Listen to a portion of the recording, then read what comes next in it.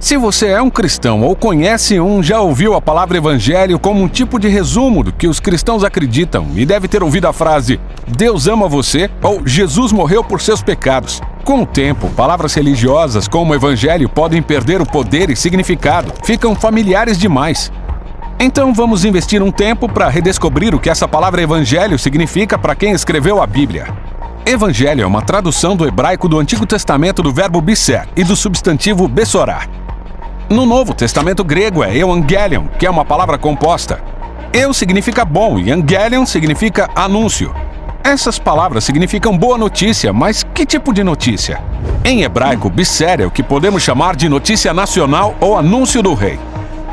Como quando o rei Davi ouve um mensageiro biser que o seu exército foi vitorioso na batalha, o que significa que ele permanece no seu trono governando sobre o povo de Israel. E depois que Davi morre, seu trono é passado para Salomão, seu filho. E quando ele foi declarado rei em Jerusalém, um mensageiro espalhou a Bessorá, dizendo que existia um novo governante no poder. Depois da morte de Salomão, veio uma sequência de reis que eram más notícias, e a corrupção deles levou a nação à autodestruição.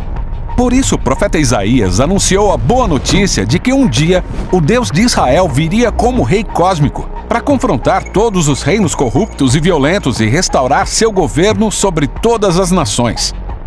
Então, quando Jesus de Nazaré entrou em cena, ele deu sequência ao Evangelho de Isaías, ao sair anunciando o Evangelion do Reino de Deus. Jesus disse que Deus estava restaurando seu reinado sobre seu povo Israel e sobre as nações, e era ele quem fazia isso acontecer.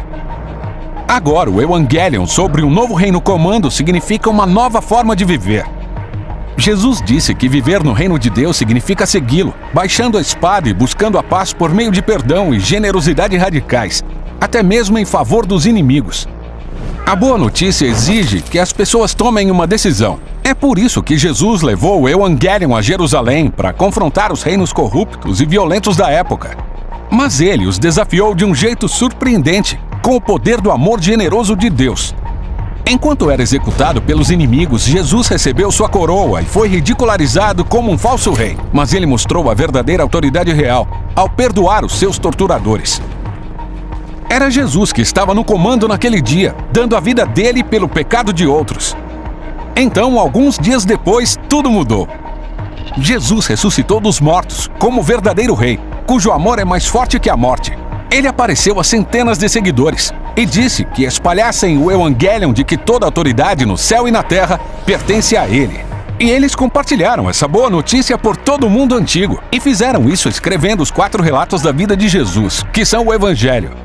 Eles contam a história de como Jesus trouxe o reino de Deus, como ele viveu pelos outros e morreu por seus pecados, e depois ressuscitou dos mortos. Os seguidores de Jesus também compartilharam a boa notícia conversando sobre ele. Foi por isso que Pedro e Paulo, Priscila e Áquila viajaram por toda parte compartilhando o anúncio real. Embora pareça que os governantes do mundo estejam no comando para fazer o que quiserem, a boa notícia é que Jesus crucificado e ressurreto é o verdadeiro Senhor do mundo, o verdadeiro Rei de toda a criação. E no reino de Jesus é tudo diferente. É onde líderes de verdade são servos, porque os últimos são os primeiros, e os primeiros vão para o final da fila. É onde famintos são alimentados e pobres são bem-vindos, porque o amor é a realidade mais poderosa do reino de Deus. Não é fácil acreditar nessa boa notícia, e parece loucura quando você ouve a primeira vez. Mas alguma coisa acontece quando as pessoas contam a história de Jesus e começam a viver como se ele fosse o rei do mundo. É aí que esse evangelho se torna a melhor notícia que você já ouviu.